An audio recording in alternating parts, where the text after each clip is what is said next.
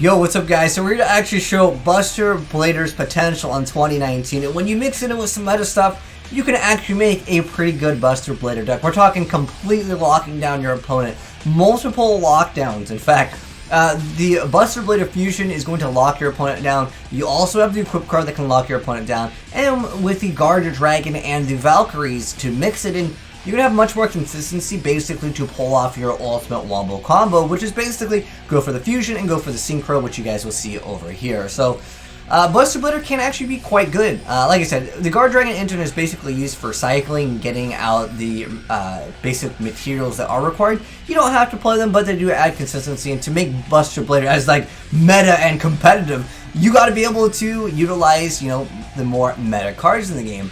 But anyways, we're going to go ahead and end up with a pretty good board. You'll see we'll have Borload Savage Dragon, we'll also have the Buster Dragon, and then we'll also happen to have the Fusion. So basically, this is your like go-to ideal setup. You can actually go for Divine Bow Apollosa as well. So basically, you can balance back one card. You have potential to negate with Savage Dragon.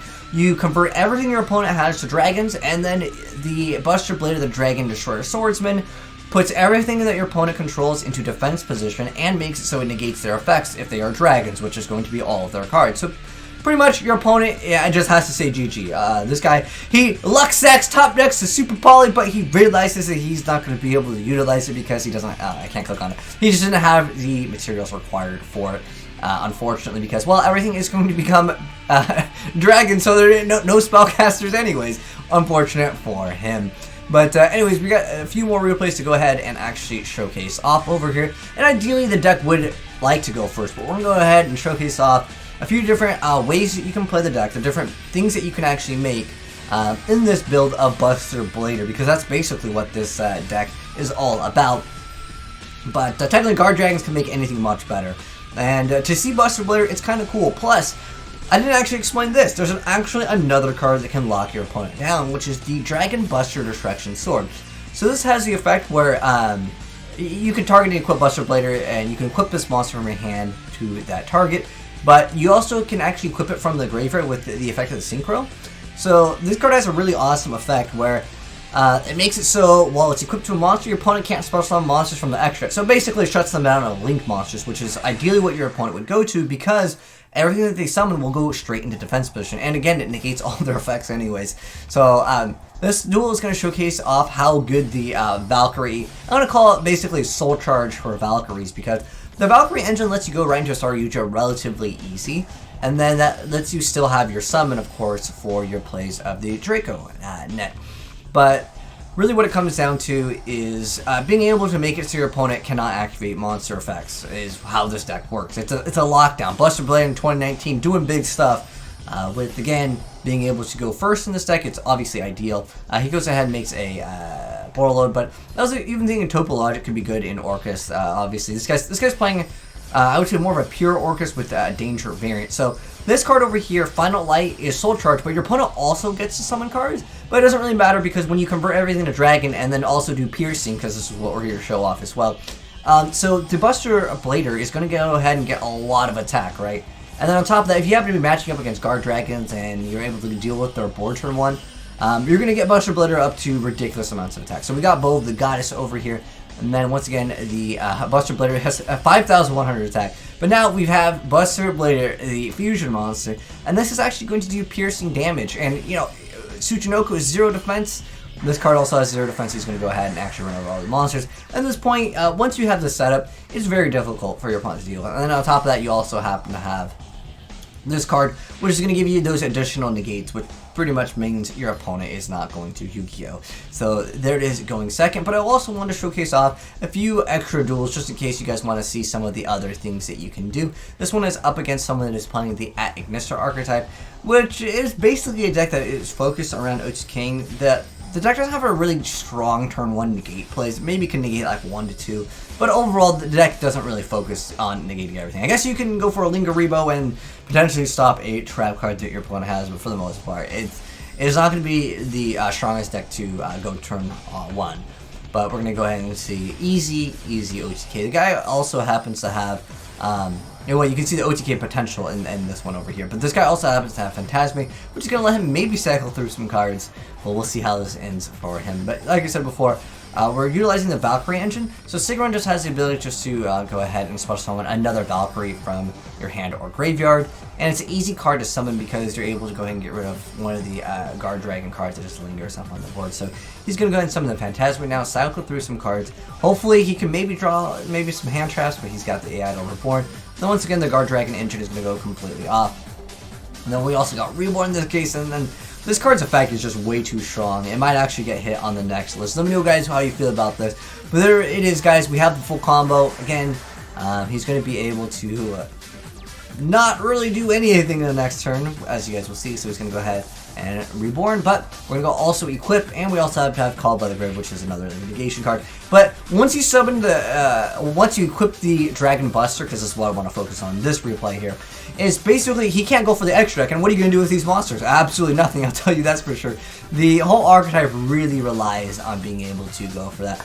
Now this guy does happen to make a monster that is immune, and I kind of want to go over this because this deck doesn't stop things in the hand. It's only going to be up on the field because remember, it converts everything to dragon, and then all the dragons have their effect negated. But I want to showcase again a few different duels so you guys can get an idea of what to expect if you have been wanting to play this deck. But yo, if you made it this far in the video, yo, drop a like on it for our boy Buster Blader. I have not seen anyone even attempt to play Buster Blader in 2019. Heck, even when the archetype first came out, I covered it. I think people played it for about a week and they're like, okay, well, and it's just lacks consistency is really, at the end of the day, what really caused this deck not to be good.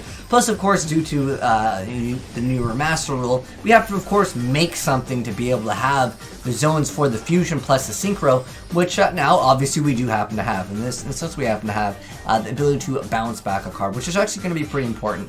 So he's going to go ahead and equip the Whelp. Now, the Whelp isn't going to really do anything. It has the ability that you can go ahead and shoot this card, special summon a Buster Blader from your hand or graveyard, and it is, if it's in your graveyard and you control Buster Blader, you can discard a Destruction Sword and then special summon it. It can technically be utilized as an extra card, but it does have an effect when it's normal summon. You can add a Destruction Sword card, but for the most part, it's just kind of like filler. The other Buster or the Destruction Swordsman card is much better. He goes out, okay, so he makes the Malicious Blade, but he loses out on this card, but just started attacking over that card over and over. He just kept it there anyway, so it didn't really matter. He goes for Paul, he loses out on this card. He's like, wait, well, it doesn't really matter because all I'm going to make is the same thing.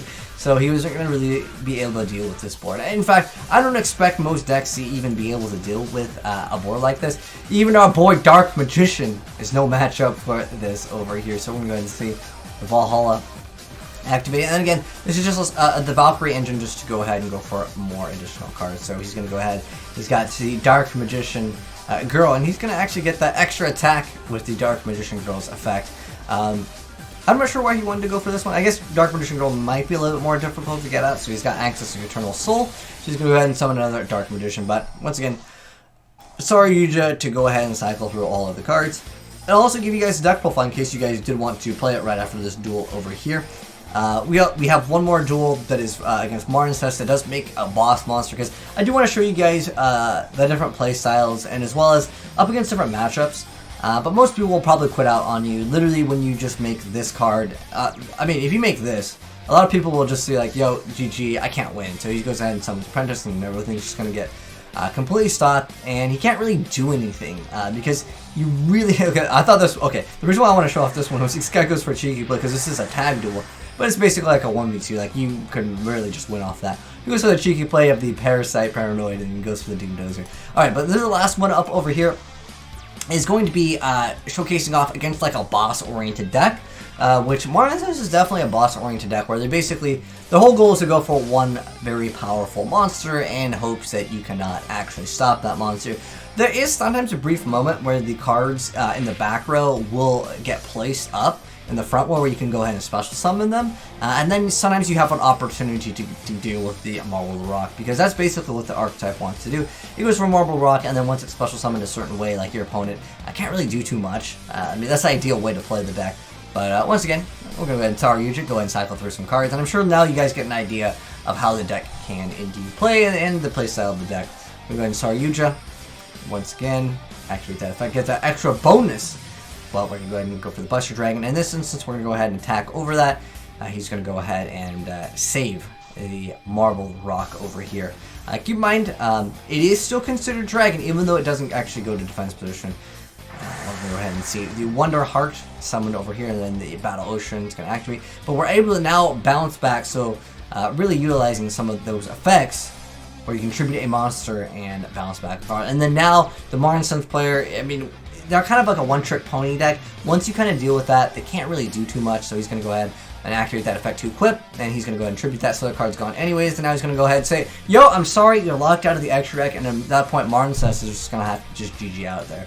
So if you guys do want the deck profile, here indeed is the deck profile. There's a small change to these in the replay. I'm going to give you guys the more updated version, but there was one variant where there was triple copies of this from the plays. But yo, shout out to my boy Teriyaki for hooking me up with the replays for this deck. But basically, this is the better Destruction Swords card, because it locks your opponent out of the extra deck. One's supposed to be light and one's supposed to be dark. I don't know if they were trying to go for like a Chaos Twilight variant, but here's the deck profile. So we got Galaxy Serpent, Red Darkness Metal Dragon, 2 copies of Sigren, 3 copies of Buster Blader, 2 copies of Drake, 3 cards of Draconet, which allows you to go for your Guard Dragon Engine, and then we have the Valkyrie Funft, and then we have the World Child Lee, and then we have Guard Dragon, 2 copies of the Whelp, 3 copies of the Dragon Buster, and the one locks him out of the extra deck, and then Shushzi, and then 1 for 1, 2 copies of the Emblem, and then we've got the Final Light, 2 copies of Signet Mining, and we got Foolish, Reborn, 3 copies of Called, 1 copy of the Destruction Swordsman Fusion, 3 copies of Valhalla, and 1 copy of the World Legacy Guard Dragon. Then the Buster Blader Fusion, the Dragon Destroyer Swordsman, and then we have Hot Red, Borlode, Buster Dragon Ib, 3 copies of Sara Yuja, 1 copy of Agarpain, Riplo, Heretic Seal, Pissy, LP, Polosa, and Link Karibo. But anyways, hope you guys enjoyed seeing Buster Blader in 2019 in a more competitive way to actually play it. Definitely, Guard Dragons can make things a lot better, as you can see. It makes Buster Blader actually playable, which is pretty cool, because again, that's just one of those iconic cards that, like, you know, as a kid or maybe as a younger Yu-Gi-Oh player, you see these and you're like, I want to play, you know, Buster Blader. Now you got Dark Magician support. It's looking good for some of those nostalgic fans that really like some of the older stuff. But anyways, hope you guys enjoyed the video. And once again, shout out to my boy Teriyaki for hooking me up with plays.